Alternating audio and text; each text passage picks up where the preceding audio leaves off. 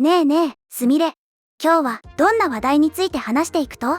葵、今日はね、アサシンクリードシャドウズの開発者インタビューの話題についてよ。現在、アソシエイトゲームディレクターのサイモン・ルメイ・コントワ氏が、2人の主人公を採用した決定について、開発チームが、その物議を醸す可能性を過小評価していたことを認めたの。これは、かなり衝撃的な発言なのよ。はあ？開発者が自分らの判断ミスば認めたっちゃ？そげな正直な発言、珍しかね。そうなの。サイモン・ルメイ・コントワ氏はゲームズレーダープラスのインタビューで、2人の主人公というのは非常に奇妙な形で意見が分かれるものです。単に戦いが好きだからヤスケを選ぶというわけではなく、一方のキャラクターを好まない人は、そのキャラクターとの時間を過ごしたくないんです、と語っているの。まあ、そりゃ、そうやろ。スカンキャラば操作せんといかんのは確かにストレスたい。彼は続けてこうも言っているの。エビーとジェイコブでもそうでしたが、ナオエとヤスケではより分断が激しいです。私たちはこれを予想していました。分かっていて踏み込んだのですが、ファンベースを少し分断してしまう可能性があると思います。で、つまり開発チームは問題が起きることは分かっていたけど、ここまで大きな議論になるとは思っていなかったということなの。予想はしとったけど、想像以上やったっちゅうことね。見通しが甘かったじゃないと。そこで重要になるのが過去作との違いなの。サイモン・ルメイ・コントワ氏はシンジケート、オデッセイ、そしてシャドウズの3作品を明確に比較しているのよ。ほう、どげん違うと？まず、シンジケートについて彼はこう説明しているの。ジェイコブとエビーの違いはほとんど見た目だけでした。どちらが好きかという好みの問題で、一部の限られたスキルを除けば非常に似たプレイ感覚だったんですって。つまり、キャラ選択はほぼ趣味の問題やったっちゅうことね。その通りよ。次に、オデッセイについては、オデッセイはより深い RPG 要素を持っていました、と語っているの。アレクシオスとカサンドラは最初にどちらか片方を選択するけど、一度選んだら同じセーブデータでは変更できない仕組みだったのよ。なるほど。シンジケートは浅く、オデッセイは深すぎたっちゅうことか。そうなの。だから、シャドウズではその中間を目指したの。サイモン・ルメイ・コントワ氏はシンジケートにはなかったコントラストの探求であり、オデッセイほど深い RPG 要素ではないけど、RPG ファンも満足でき、かつ古参ファンも RPG 要素に少し触れられるような中間点を見つけようとしました、とシャドウズではこの2作品の要素を取り入れて調整したかったんです、と説明しているのよ。理想はわかるばってん、結果的にはどっちつかずになった可能性もあるやろ。鋭い指摘ね、葵。実際、ネット上の反応も賛否両論なのよ。まず、レディットでは、朝栗シャドウズ発売後に肯定的な意見が多く見られたの。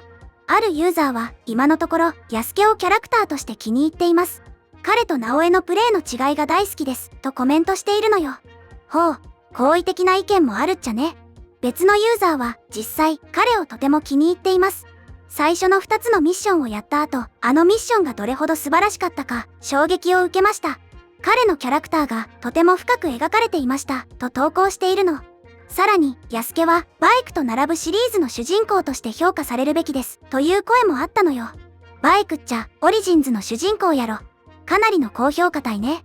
一方で、否定的な意見もあるの。ヤスケをアンロックして、すぐにナオエに戻りました。私は、アサシンクリードをプレイするのは暗殺者になりたいからです、というコメントや、彼は簡単すぎる、強すぎる、という批判もあったのよ。まあ、ゲームバランスの問題は確かにあるやろうね。さらに、X でも意見は分かれているの。批判的な声としては、アサシンクリードが日本を舞台にして日本人男性を主人公にしないのはおかしいという意見があったのよ。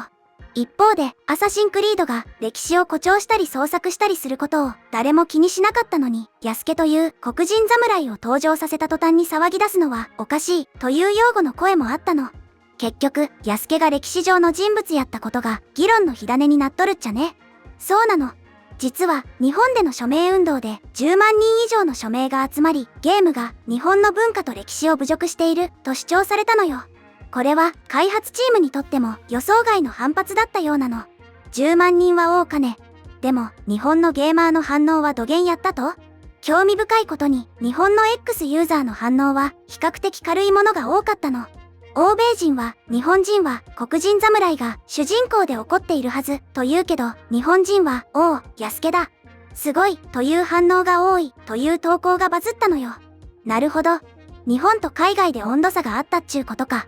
そうなの。日本のゲームメディアのレビューもおおむね好意的で、電撃オンライン、ゲームウォッチ、4ゲーマーの評論家たちはゲームを称賛しているのよ。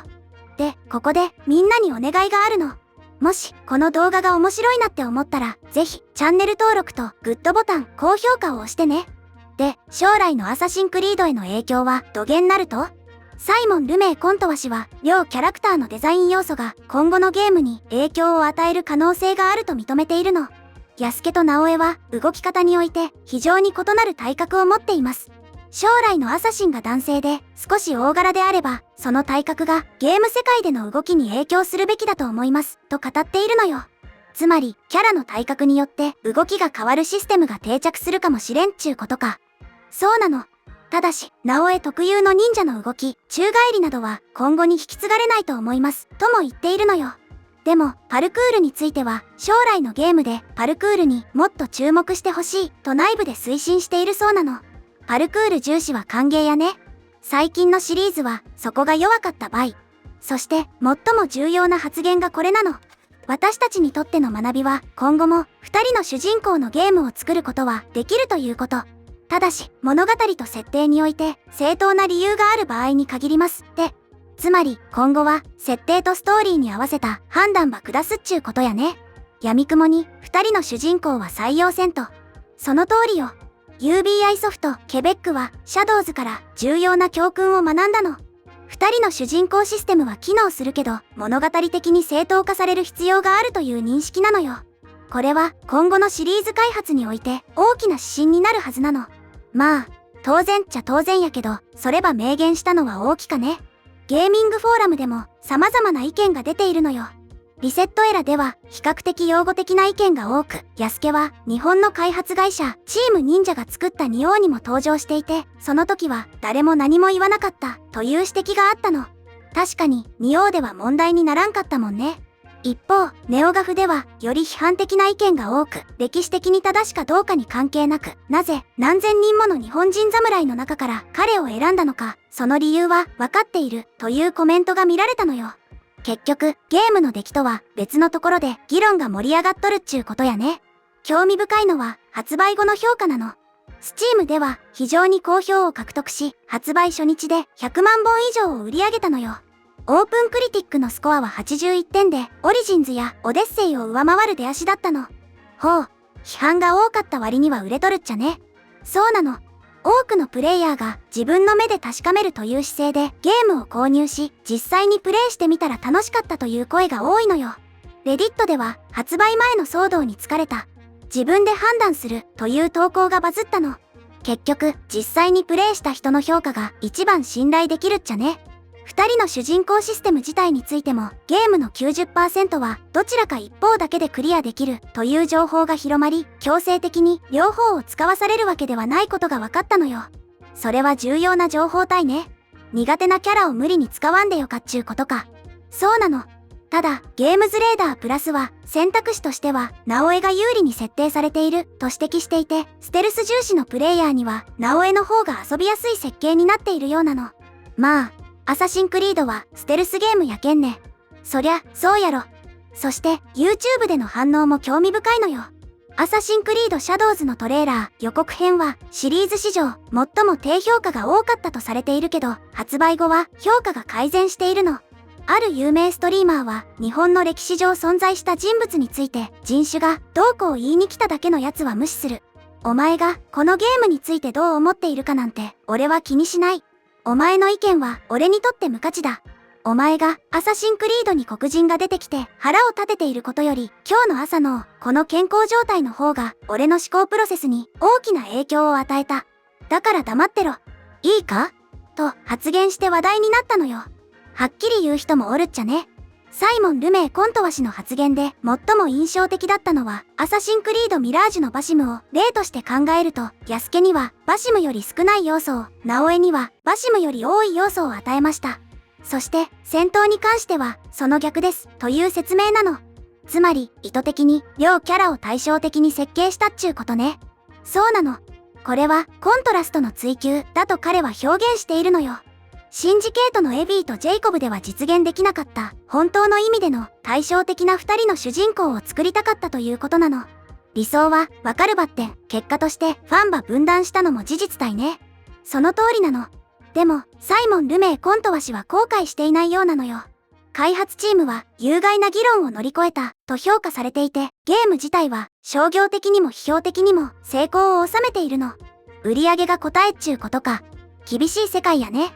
UBI ソフトはアサシンクリードシャドウズは予想をはるかに上回る業績と発表していて、シャドウズの成功が会社全体の収益予測を押し上げたそうなの。